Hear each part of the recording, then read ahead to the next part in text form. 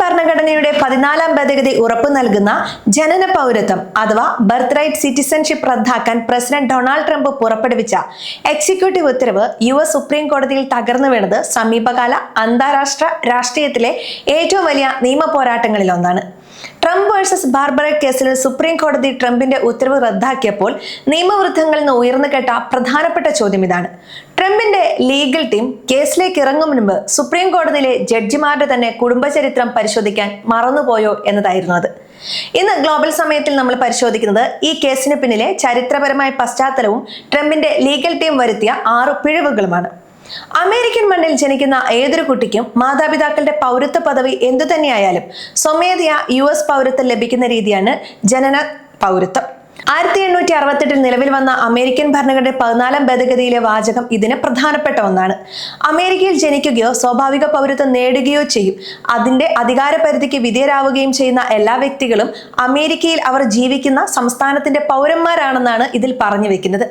നിയമവിദഗ്ധനായ Irwin Novik ചൂണ്ടിക്കാണിക്കുന്ന പോലെ ട്രംപിന്റെ ഉത്തരവിന് സുപ്രീം കോടതിയിൽ തിരിച്ചടിയേറ്റത്തിന്റെ പ്രധാന കാരണം നിലവിലെ ജഡ്ജിമാരുടെ തന്നെ കുടുംബചരിത്രമാണെന്ന് നമുക്ക് പറയാം. ചീഫ് ജസ്റ്റിസ് ജോൺ റോബർട്ട്സ് ഉൾപ്പെടെയുള്ള പ്രമുഖ ജഡ്ജിമാരുടെ വേരുകൾ പരിശോധിച്ചാൽ അവരുടെ മുൻ തലമുറകൾ ഈ ജനനത്തിലൂടെ പൗരത്വത്തിന്റെ ആനുകൂല്യം നേടിയവരാണെന്ന് നമുക്ക് കാണാം. ട്രംപിന്റെ എക്സിക്യൂട്ടീവ് ഉത്തരവിനെ നിയമപരമായി തകർത്ത 6 പ്രധാന പിഴവുകളാണ് ഇനി പറയുന്നത്. ഒന്നാമത്തെ പിഴവ് ഗ്രീൻ കാർഡ് ഉടമകളെ പൗരത്വ പരിധിയിൽ ചേർത്തതാണ്. വിസയിലോ ഗ്രീൻ കാർഡിലോ ഉള്ള നിയമാനുസൃത നിവാസികളുടെ മക്കൾക്ക് സംരക്ഷണം നൽകാൻ ട്രംപ് ഉത്തരവ് ശ്രമിച്ചെങ്കിലും ഇത് വലിയൊരു വൈരുദ്ധ്യം സൃഷ്ടിച്ചു. നിയമവിരുദ്ധമായി രാജ്യത്തുള്ളവരുടെ മക്കൾക്ക് താൽക്കാലിക വിസയിലുള്ളവരുടെ മക്കളെക്കാൾ കൂടുതൽ അവകാശങ്ങൾ വരാൻ ഇത് ഇടയാക്കുമെന്ന വാദമുയർന്നു. രണ്ടാമത്തേത് വഴിയരികിൽ ഉപേക്ഷിക്കപ്പെടുന്ന കുഞ്ഞുങ്ങളുടെ നിയമം അവഗണിച്ചതാണ്.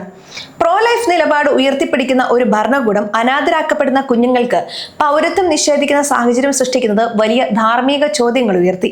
മൂന്നാമത്തേത് വോം കിങ് ആർ കേസിനെ നേരിടാൻ കഴിയാതെ പോയത്. 1898 ചരിത്രപ്രധാനമായ കേസിനെ ശാസ്ത്രീയമായി പ്രതിരോധിക്കാനോ ഭരണഘടനാപരമായി മറികടക്കാനോ ലീഗൽ ടീമിനായില്ല. നാലാമത്തേത് 1866 സിവിൽ റൈറ്റ്സ് ആക്ടിന്റെ തെറ്റായ വായനയാണ്.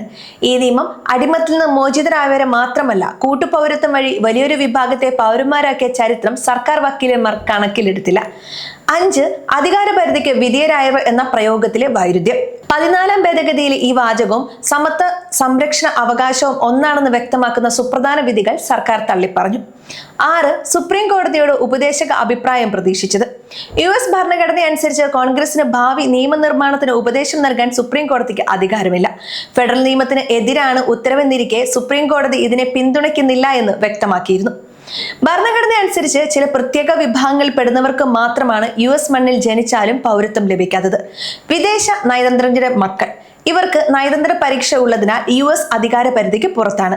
മറ്റൊന്ന് വിദേശ അധിനിവേശ സേനയുടെ മക്കൾ, വിദേശ സൈന്യത്തിന്റെ നിയന്ത്രണത്തിലുള്ള പ്രദേശത്ത് ജനിക്കുന്നവർ.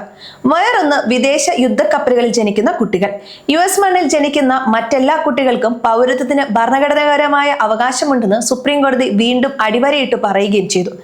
ചുരുക്കത്തിൽ രാഷ്ട്രീയമായ നേട്ടങ്ങൾ ലക്ഷ്യമിട്ട് കൊണ്ടുവന്ന എക്സിക്യൂട്ടീവ് ഉത്തരവ് അമേരിക്കൻ ഭരണഘടനയുടെ അടിത്തറയിലും സുപ്രീം കോടതി ജഡ്ജിമാരുടെ കുടുംബചരിത്രത്തിലും അടിച്ച് തകരുകയായിരുന്നു എന്ന് നമുക്ക് പറയാം. കുടിയേറ്റക്കാരെ തടയാൻ എൻട്രി വിസകളും ഗ്രീൻ കാർഡുകളും നിയന്ത്രിക്കുകയാണ് യഥാർത്ഥ വഴിയെന്നിരിക്കെ ഭരണഘടനാ ഭേദഗതിയെ തന്നെ വെല്ലുവിളിക്കാൻ നോക്കിയ ട്രംപിന്റെ നീക്കം വലിയൊരു നിയമപരാജയമായി ചരിത്രത്തിൽ രേഖപ്പെടുത്തുകയാണ് ഇപ്പോൾ.